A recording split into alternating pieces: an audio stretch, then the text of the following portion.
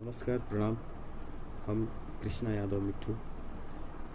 आज मातृ दिवस के आप सबके बधाई, शुभकामना और एगो निवेदन कि आप सब अपना माई से, अपने बाबूजी से, अपने परिवार से यही तरह बहुत प्यार करत रहे। और एगो छोटी छोटी गीत उम्मीद करता नहीं कि आप सबके निक लगी तो शेयर करत, सुनत, थोड़ा सा चैनल के सब्सक्राइब कर दे। आई छोटा सा गीत। इहे चाहत कटे जिनगिया तोहरा अचरा के छाँव में। इहे चाहत कटे जिनगिया तोहरा अचरा के छाँव में। झुकल रहे सर हमरो ए माई हो, झुकल रहे सर हमरो ए माई हरदम तोहरा पाँव में। इहे चाहत कटे जिनगिया तोहरा अचरा के छाँव में।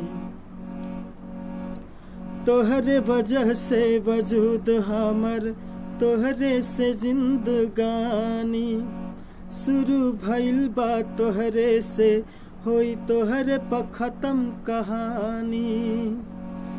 तोहरे वजह से वजूद हमर, तोहरे से जिंदगानी शुरू भइल बा, तोहरे से होई तोहरे पर खत्म कहानी। सुख बाटे जवनी हवा नाही बाटे कौनो धाम में।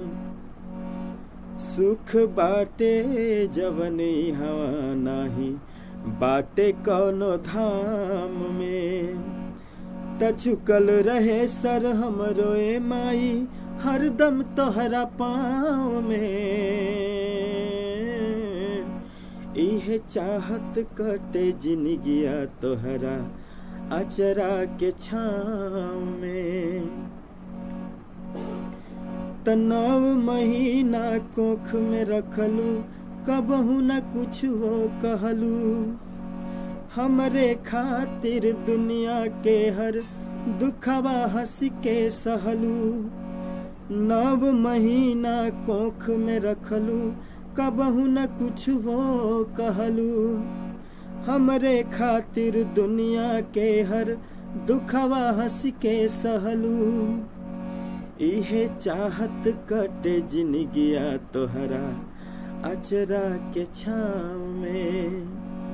इहे चाहत कटे जिनगिया तोहरा अचरा के छाँव